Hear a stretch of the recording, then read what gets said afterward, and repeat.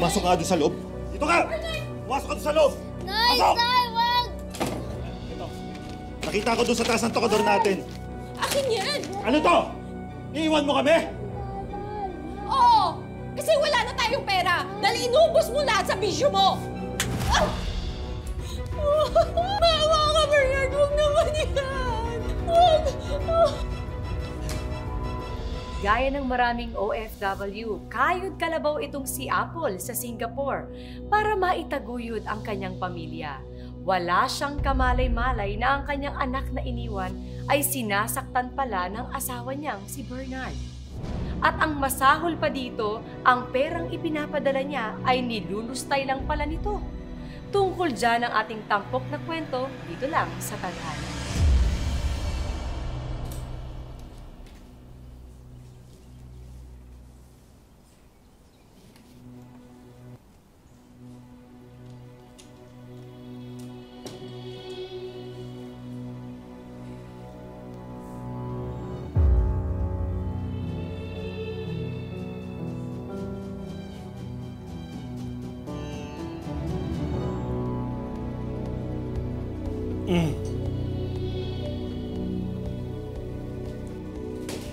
Pambata ka?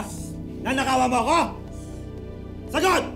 Tay, wala lang nga baon. Natutulog po kasi kayo. Papasok na po kasi ako sa school. Bakit? Magdadahilan ka pambata ka? Magdadahilan ka? Buti ka, loko ka! Talaga ikaw malilintikan ka sa akin, ano? Ha? Dito! Bumaba ka dyan! Dali! Huwag pupunta! Hoy! At Tiny, hindi ako makapaniwala na nandito na ako. Nakauwi na ako sa wakas.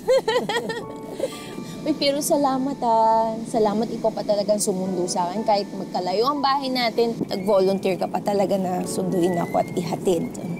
Ano ka ba? Maliit na bagay yon para sa sisi ko. Alam mo, grabe excited na ako makita yung mag-ama ko. Naku, ramdam na ramdam kita.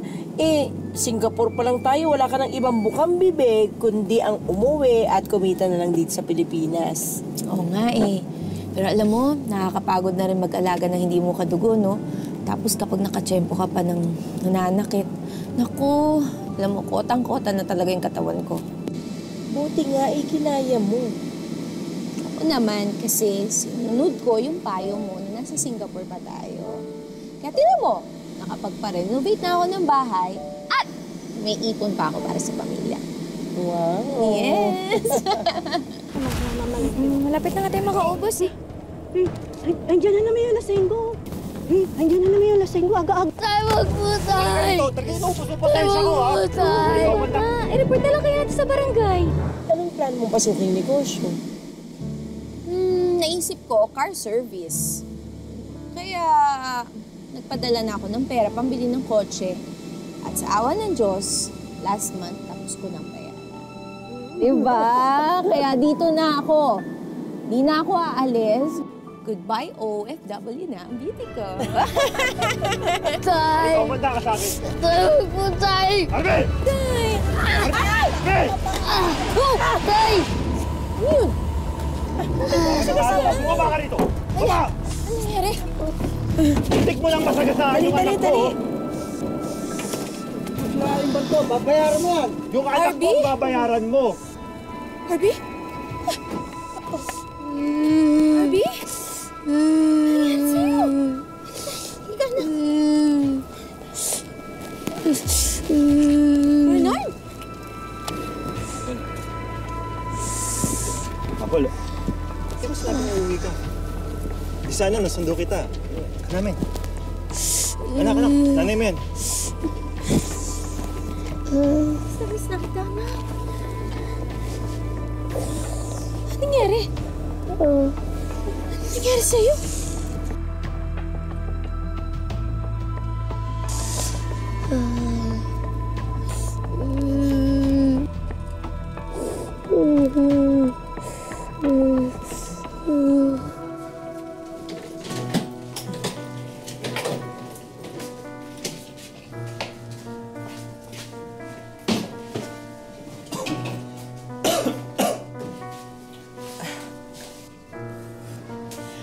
Parang dinaanan ng bagyo yung bahay niyo.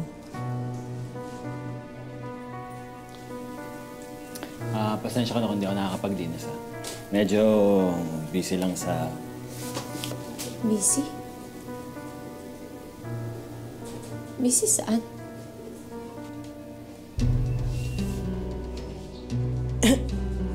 Nga, mauna na pala ako kasi marami pa akong aayusin.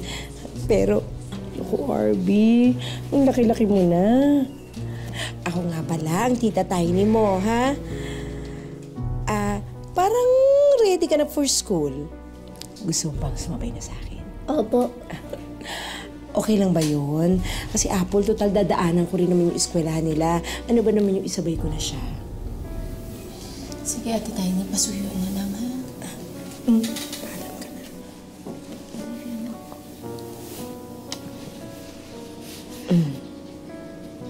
Tay, O siya, alis na kami, ha?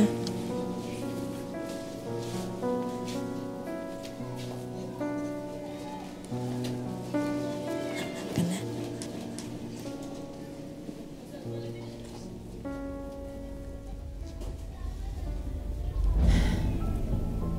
Bernard, bakit naman ganito yung bahay natin? Hindi man lang natapos yung renovation. Ang dumi-dumi. Ano ba naman? Hindi ko naman kasalanan ng titakbuhan tayo ng kontraktor.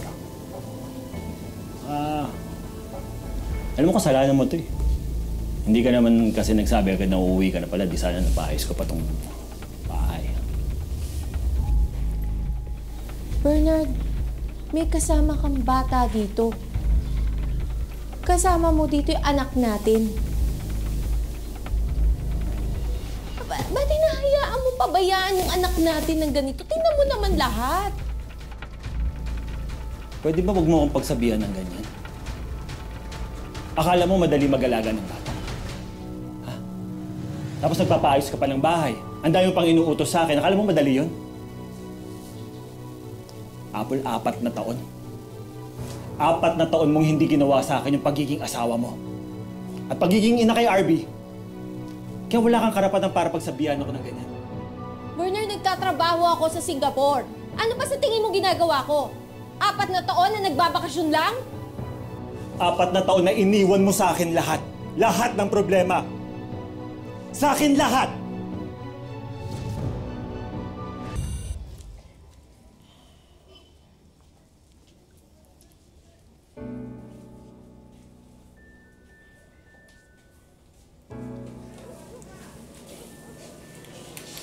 Oh, Bernard.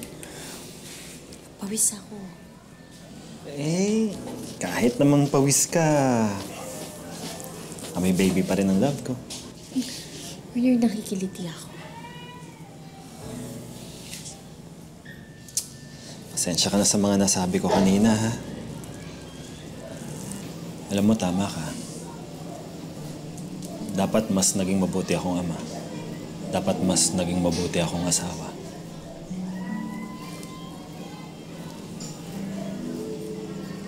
Pasensya ka na, ha?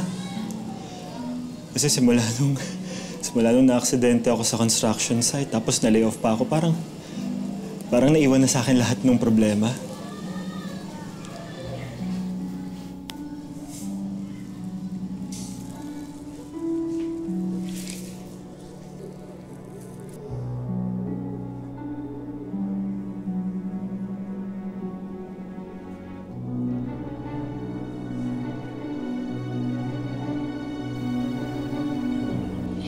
Ang pogi-pogi ng anak ko yun. Pogi-pogi, pero bakit ang dami-dami mong pasa? May naman nananakit sa'yo or talagang makulit ka lang? Nay, kasalanan ko po na pinapalo ko ni tatay. Pero promise na magiging good boy ako this time para hindi na tayo magkakahiwalay. At di na akong papagalitan ng tatay. Huwag mag-alala, anak. Promise. At lagi na tayo magkakasama at hindi kita iiwan. Promise yan? Promise. Utandahan. At saka anak, sabihin mo na kay Emma at at sa nanay niya na hindi ka nasasabay sa kanila. Simula ngayon, ako na ang susundo sa'yo. Yes! Nay, pwede ba tayong kumain sa labas bago umuwi? Oo naman, kahit saan pa. Kahit saan mo pa gusto. Okay, wait lang, wala na ang baon mo.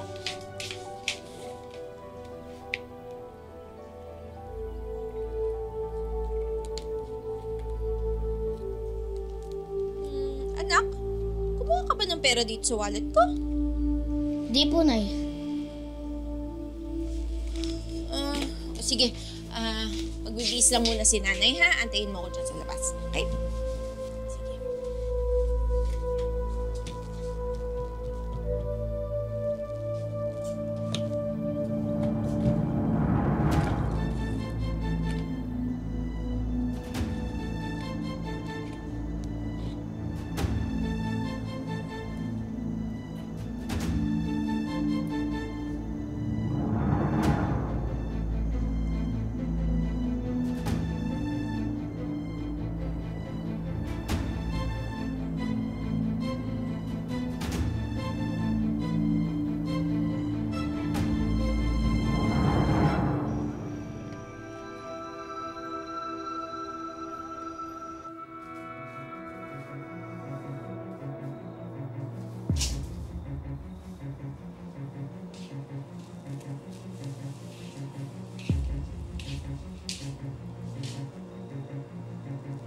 Saan ka nang galing? Pag-inuman lang ka na, Celsa. Ikaw ang kumuha ng pera ko sa wallet, no? Tapos pinang-inom mo lang. Nagkayayaan lang alam ng tangga. So bakit ang daming pasa ni RB? Sinasaktan mo siya, no? Ano masama doon? Bakit dati? Pinapalo rin naman ako ng tatay ko kapag dinidisiplina niya ako dahil makulit ako. Masama doon. Eh bakit nga ang dami niyang pasa? Di ba tigilan mo ako ng kakabunga mo? At saka ano to? Ha? Ano to? Bakit may ganito tayo sa bahay, ha? Bakit naslog ng pamamahay natin to? Ano to? Di akin yan. Hindi sa'yo? Kanino to? Kay RB? Bernard naman! May tapon yan! Akin na yan! Akin na! Akin na! Akin na! Akin na!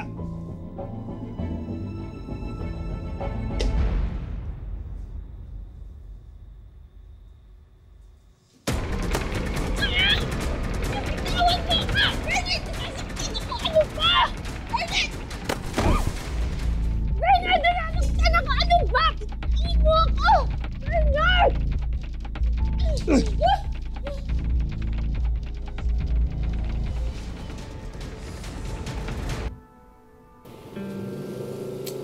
Ano na nga sabi ng ahensya? Maganda naman daw yung records ko.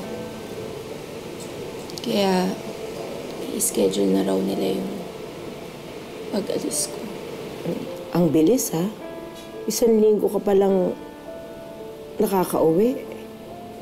Akala ko nga, magsastay ka na dito for good.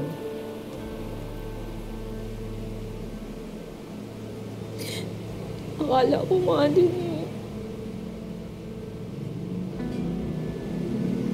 Akala ko may bahay kaming maayos. Tapos, yung mga pinadala ko, ginamit lang ni Bernard sa mga bisyo niya. Yung sasakyan, wala rin.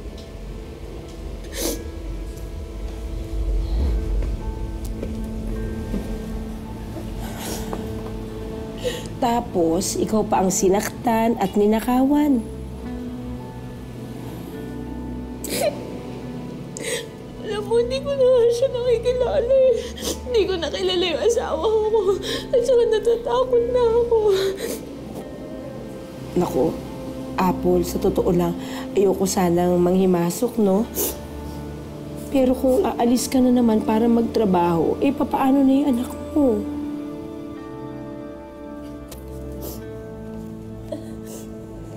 Ate Tiny, yun yung pinunta ko dito. Kasi alam mo naman na wala akong kamag-anak, di ba?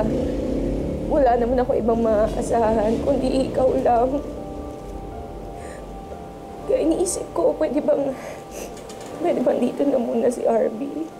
Magpapadala na ako ng panggastos. Huwag mo muna isipin niya mga padala-padala na yan.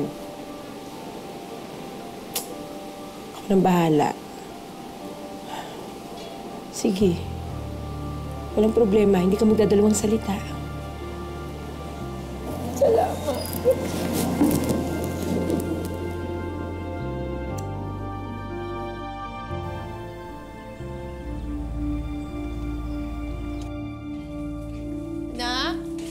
Oh, Bernard.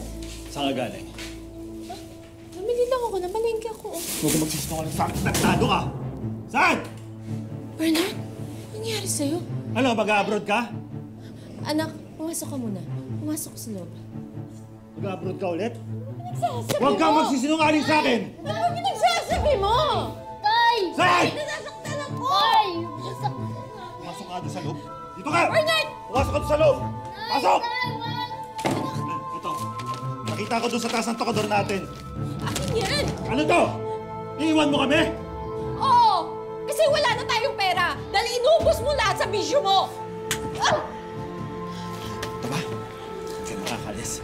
Bernard, wag! Hindi mo kami may iiwan ulit! Wag! Wag! Wag! Wag! Hindi na kami Wag! iiwan. Wag! Wag! Wag naman yan! Wag!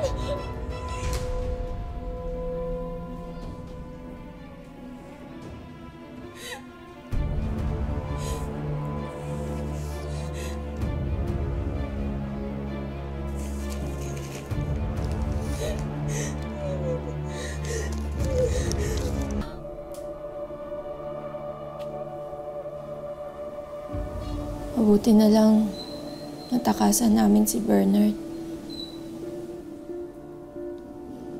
Ang dapat dyan sa asawa mong yan, pinapabarangay, napakawalang ya. Nakita mo nga yung ginawa sa inyong mag-ina. Mabuti nga hindi kayo napatay. Maigi na rin nakatakas kayo. Ano na ngayon yan? Mahirapan daw ako kumuha ng mga papeles. Sabi ng agency, mapablacklist daw ako kasi hindi ko singipot yung employer ko. Grabe naman sila. Hindi ba nila naiintindihan ang sitwasyon?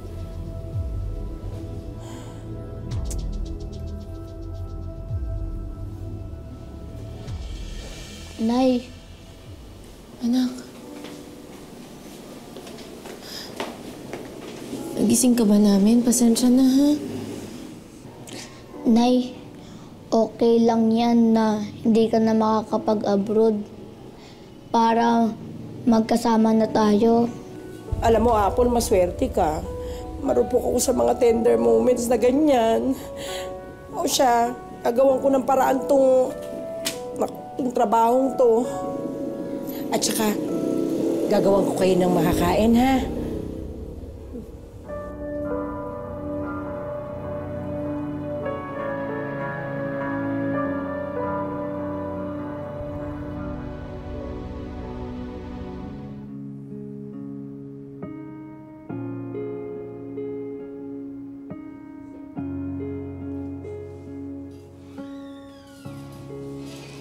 Apple.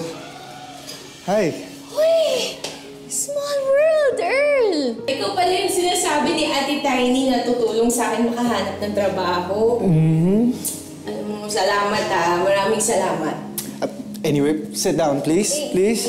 Alam mo, Apple, maliit na bagay lang to. Dapat nga, bago ka umuwi, kumontak ka muna para naman nakasama ako sa pagsundo sa'yo.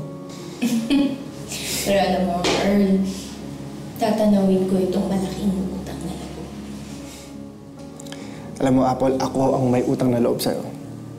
Dahil nung nasa Singapore tayo, ikaw ang tumulong sa akin nung walang-wala ako. So wala to. Pero salamat talaga.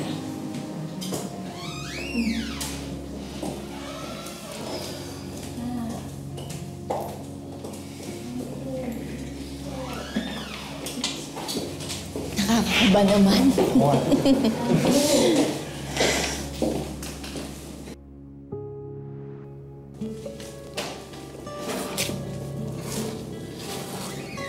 Good morning, everyone. No, it's okay, it's okay. Siya ba yung bagong team member natin? Yes, sir. Si Apple. Ikaw yung nag-DH sa Singapore, right? Opo, pero bago po ako umalis, nag-ahente po muna ako ng insurance. Okay. Welcome to the company. Salamat po. Okay, let's start. Kompleto na ba lahat? Oh my gosh, I am so sorry. Sobrang traffic late ako. Hindi pa naman kayo nagsistart, di ba?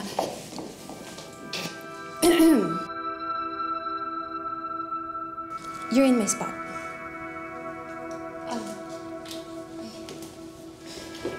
I'm so sorry. Ay! What the hell? Sorry po, sorry. Alam mo, kulang pa yung komisyon mo sa ibabayad mo sa damit ko, tas tatapunan mo lang ng kape? Hazel, hey, I'm sorry. Ako na humingi ng paumanhin. Pasensya na. You know what? Sa laki ng perang ipinapasok ko sa kumpanyang to, the least she could do is stay out of my way. Ah!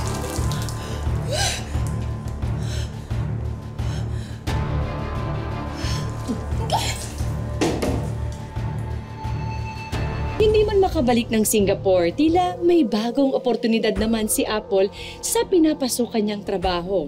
Ang problema lang, may kontrabidang umi-eksena na gusto pa yatang maging main character sa buhay niya.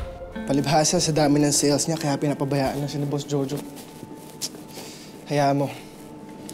Sa laki ng sales na ipapasok ko dahil sa ospital na to. Thank you po, Sir Tony. Hazel? Anong ginagawa mo dito? Sir Tony? Naku, Earl, pasensya ka na. Siguro, next time na lang ako kukuha sa'yo. Total, nasa isang company naman kayo, di ba? Pero sir, sa akin kayo dapat kukuha, di ba? Earl, like Sir Tony said, nasa iisang company lang tayo.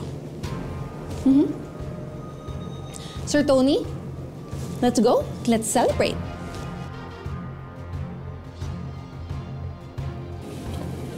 Ano, Apple? Tara. Hayaan mo na sila. Pero teka, kailangan ko muna mag-toilet, ha? Sige, hintayin kita sa kotse, ha? So, Sir Tony, don't worry about Earl, okay? And of course, yung promise ko sa'yo, doble to dun sa pinangako ko sa'yo. Salamat dito. Oh, you're welcome. Tara!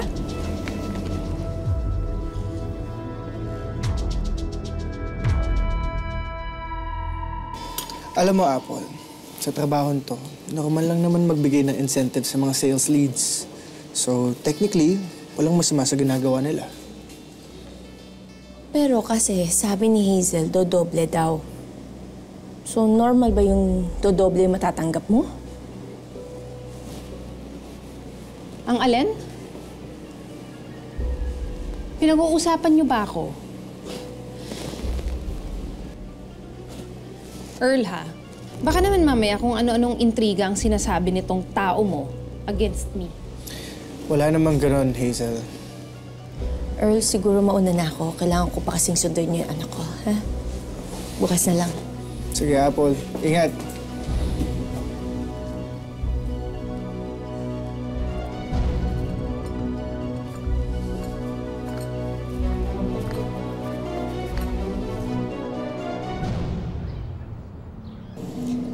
Salamat po, Mama, sa pag-unawa mo sa sitwasyon namin. Basta wag po kayong mag-alala, Ma'am. Pag nandito si RB, safe po siya sa amin lahat. Salamat.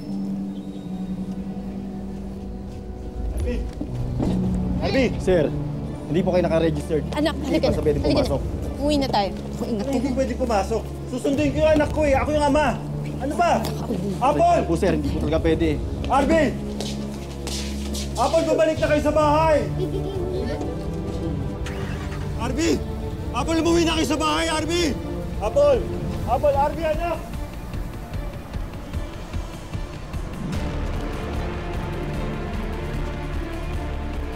Sir Rayson, maraming salamat ha. Sasabihin ko kay Sir Earl na napadaan kayo. Yes, of course. Wow, sis. Apple. Hi! Nice. Thank you! Oh my God, you can be a hand model. Really? Amazing. Wow! And what's the treatment you do on your skin? Why? You do any treatment? So flawless. Hayop ka! So flawless. Ikaw ba? Ikaw ba yung lalandi sa asawa ko, ha? Kaya ayaw niyo umuwi ng bahay! Tama na! Bernard! Bernard! Bernard! Bernard! Bernard! Teka! Bernard! Ito ba lalaki mo? Bernard! Ha? Siya ba yung bago mong kabit? Mali ka naman eh! Hindi! Bernard! Ano ba? Tabi! Bernard! Paano kaya tuluyang makakawala si Apple sa mapanakit at mapang-abuso niyang asawa? Abangan ang pagpapatuloy sa susunod na Sabado dito lang sa Tadhana. Mga kapuso, ako po si Marian Rivera. Basta kita. Ako ba hindi mo ako namimiss eh? Namimiss. Pero tay, nananakit ka po. Sir, patingin po ng guardian pass niyo. Walang guardian pass yan dahil ako ang guardian ng bata. Ako yung tatay, di ba? Sa akin dapat sumasama yung bata. Sana naisip mo yan bago mo saktan ng anak mo at asawa mo. Abusado ka! Halika na. Sir, tama na po, sir. Bitawan mo ako! Bitawan mo ako! Bitawan mo ako!